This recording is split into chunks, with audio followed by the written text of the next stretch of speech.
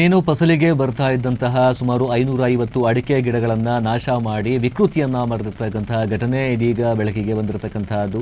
ರೈತ ತಾನು ಕಷ್ಟಪಟ್ಟು ಬೆಳೆದಂತಹ ಬೆಳೆ ಇದೀಗ ಕಣ್ಣ ಮುಂದೆ ನಾಶವಾಗಿರುವುದನ್ನು ನೋಡಿ ಸಾಕಷ್ಟು ಮರುಕವನ್ನು ವ್ಯಕ್ತಪಡಿಸಿದ್ದಾರೆ. 550ಕ್ಕೂ ಅಧಿಕ ಅಡಿಕೆ ಗಿಡಗಳು ನಾಶ ಮಾಡಿರ್ತಕ್ಕಂಥ ಘಟನೆ ಚಿಕ್ಕಬಳ್ಳಾಪುರ ತಾಲೂಕಿನ ದಾಸರನಹಳ್ಳಿ ಗ್ರಾಮದಲ್ಲಿ ನಡೆದಿರ್ತಕ್ಕಂಥ ಘಟನೆ ಇದು.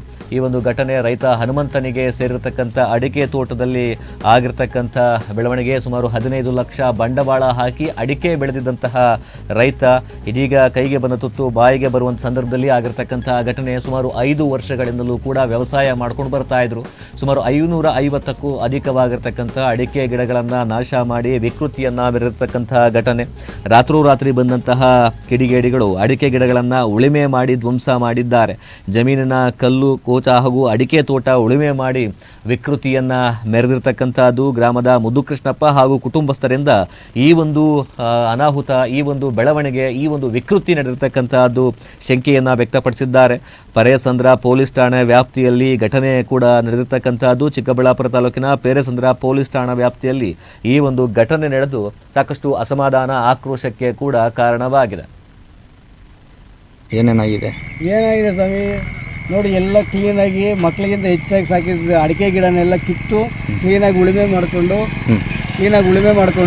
ಎಲ್ಲ ಹೋಗಿದ್ದಾರೆ. ನಾನು ಇಲ್ಲದೇ ಇರೋ ಟೈಮಲ್ಲಿ ನೋಡಿಕೊಂಡು ದೊಡ್ಡತಮ್ಮನಹಳ್ಳಿ ಮುದ್ಕೃಷ್ಣಪ್ಪ ಮಕ್ಕಳು ಮಂಜುನಾಥ್ ಮತ್ತು ಇನ್ನೊಬ್ಬರು ಸೇರಿ ಮತ್ತು ಪೆಂಡ್ಲಾರಹಳ್ಳಿ ವೆಂಕಟರೆಡ್ಡಿ, ಪಾಪಣ್ಣ ಮಗ ವೆಂಕಟರೆಡ್ಡಿ ಅವರು ಸೇರಿ ನನ್ನ ಜಮೀನೆಲ್ಲ ಉಳುಮೆ ಮಾಡಿ ಗಿಡ ಎಲ್ಲ ಕಿತ್ತಾಕ್ಬಿಟ್ಟು ಟ್ಯಾಕ್ಟ್ರಲ್ಲಿ ಉಳುಮೆ ಮಾಡಿಕೊಂಡು ದಾರಿ ಸಹ ಉಳುಮೆ ಮಾಡಿಕೊಂಡು ನನ್ನ ಕಾಂಪೌಂಡ್ ಎಲ್ಲ ಕಿತ್ತು ಪೀಸ್ ಮಾಡಾಕಿ ಕಲ್ಲುಗಳು 50 ಕಲ್ಲಿತ್ತು. 50 ಕಲ್ಲಲ್ಲಿ ಒಂದು ಕಲ್ಲು ಇಲ್ದಿರೋ ಎಲ್ಲ ಕ್ಲೀನಾಗಿ ಪುಡಿ ಮಾಡಿ ಬಿಸಾಕಿ ಹೋಗಿದ್ದಾರೆ. ಅಲ್ಲ, ಯಾಕೆ ಈ ಥರ ಮಾಡೋದು ಅಂತ? ಜಮೀನು ನಾವು ತಗೊಂಡಿದ್ದೀವಿ, ನಾವು ಖರೀದಿ ಮಾಡಿದ್ದೀವಿ ಪಾಪಣ್ಣ ಅವ್ರ ಹತ್ರ ಅಂತೇಳ್ಬಿಟ್ಟು ಈ ಥರ ಮಾಡಿದ್ದಾರೆ. ಬಟ್ ಇದು 5ನೇ ಸರ್ವೆ ನಂಬರು ದುರಸ್ತಿ ಆಗಿಲ್ಲ ಯಾರಿಗೂ ಇಲ್ಲಿವರೆಗೂ. ಸರ್ಕಾರದಿಂದನೇ 2019ರಲ್ಲಿ ಒಟ್ಟುಗೂಡಿಸಿದ್ದಾರೆ. ಬಟ್ ಇಲ್ಲಿವರೆಗೂ ದುರಸ್ತಿ ಆಗಿಲ್ಲ. ಯಾರೇ ಆಗಲಿ 5ನೇ ಸರ್ವೆ ನಂಬರಲ್ಲಿ ದುರಸ್ತಿ ಆಗಿಲ್ಲ. ಎಷ್ಟು ಗಿಡ ಹಾಕಿದ್ದಾರೆ, ಎಷ್ಟು ಗಿಡ ಕಿತ್ತಾಕಿದ್ದಾರೆ? ಟೋಟಲು 3000 ಗಿಡ ಹಾಕಿದ್ದೆ. ಅದರಲ್ಲಿ ಒಂದು 550ರಿಂದ 600 ಗಿಡ ಕಿತ್ತಾಕಿದ್ದಾರೆ. ಮೇಲೆ ತಂಡ ಫುಲ್ ಎಲ್ಲ ಈಗ ಉಳುಮೆ ಮಾಡಿರೋದ್ರಲ್ಲಿ ಒಂದು 20-30 ಗಿಡ ಬಿಟ್ಟರೆ ಇನ್ನೆಲ್ಲನೂ ಕಿತ್ತು ಗಿಡ ಇಲ್ದಿರೋ ನಾಶ ಮಾಡಿಬಿಟ್ಟು ಗಿಡ ಇಲ್ದಿರೋ ಇಲ್ಲಿ ಎತ್ಕೊಂಡು ಹೋಗ್ಬಿಟ್ಟಿದ್ದಾರೆ. ಕಲ್ಲುಗಳೆಲ್ಲ ಪುಡಿ ಮಾಡಿ ಇಲ್ಲೇ ರಸ್ತೆ ಬದಿ ಚರಂಡಿಗೆ ಹಾಕಿಬಿಟ್ಟು ಹೋಗಿದ್ದಾರೆ. ನಮ್ಮ ಹೆಂಡತಿ ಅಡ್ಡ ಬಂದರೆ ಅವ್ರು ಟ್ಯಾಕ್ಟ್ರಿಗೆ ಅಡ್ಡ ಹೋದರೆ ಯಾಕೆ ಹೊಡಿತಾ ಇದ್ದೀರಾ ನಮ್ಮ ಜಮೀನು ಅಂತಂದರೆ ಅವ್ರನ್ನ ಸಹ ಸೈಡಿಗೆ ತಳ್ಳಿ 15ರಿಂದ 20 ಜನ ಬಂದಿದ್ದರಂತೆ.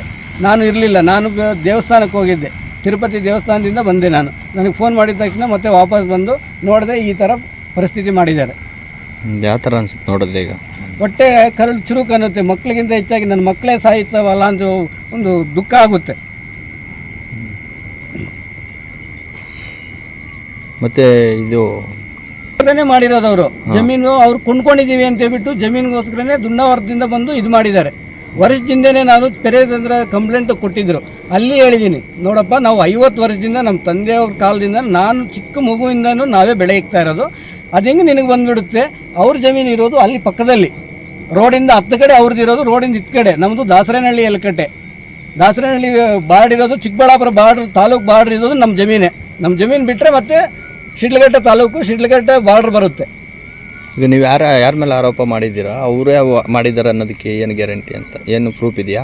ಅದು ಲಾಸ್ಟ್ ಟೈಮ್ ಬಂದು ನಮ್ಗೆ ಒಂದ್ಸರಿ ಧಮಕಿ ಕೊಟ್ಟು ನಮ್ಮ ಹತ್ರ ಸ್ಟೇಷನಲ್ಲೂ ಮಾತಾಡಿದ್ದೀವಿ. ಪೇರೆಸಂದ್ರ ಸ್ಟೇಷನಲ್ಲೂ ಹೇಳಿದ್ದೀವಿ, ನೋಡಪ್ಪ ನಿಮಗೆ ಬರಲ್ಲ ಅಂತೇಳ್ಬಿಟ್ಟು ಅವರೇ ಬಂದು ಅವರೇ ಇದು ಮಾಡ್ಕೊಂಡು ಹೋಗಿರೋದು. ಪಾಪಣ್ಣ ಮತ್ತು ಅವ್ರ ಮಗ ವೆಂಕಟರೆಡ್ಡಿ ಸೇರಿಕೊಂಡು ಅವರು ದೊಡ್ಡತಮ್ಮನಹಳ್ಳಿ ಮುದ್ಕೃಷ್ಣಪ್ಪ ಮಕ್ಕಳು ಅವ್ರು ಬಂದು ಈ ಥರ ಉಳುಮೆ ಮಾಡಿಕೊಂಡು ಟ್ಯಾಕ್ಟ್ರ್ ಕರ್ಕೊಂಬಂದು ಉಳುಮೆ ಮಾಡಿಕೊಂಡು ಹೋಗಿದ್ದಾರೆ.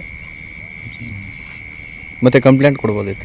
ಕಂಪ್ಲೇಂಟ್ ಕೊಟ್ಟಿದ್ದೀನಿ. ಇವತ್ತು ನಾನು ಬಂದಿದ್ದ ತಕ್ಷಣ ನಮ್ಮ ಮಿಸ್ಸಸ್ ಹೋಗಿ ಕಂಪ್ಲೇಂಟ್ ಕೊಡು ಅಂತ ಹೇಳ್ಬಿಟ್ಟು ಹೇಳಿದ್ದೀನಿ. ಕಂಪ್ಲೇಂಟು ಕೊಟ್ಟಿದ್ದೀನಿ. ಅವ್ರು ಇಲ್ಲಿವರೆಗೂ ಇನ್ನೂ FIR ಮಾಡಿಲ್ಲ.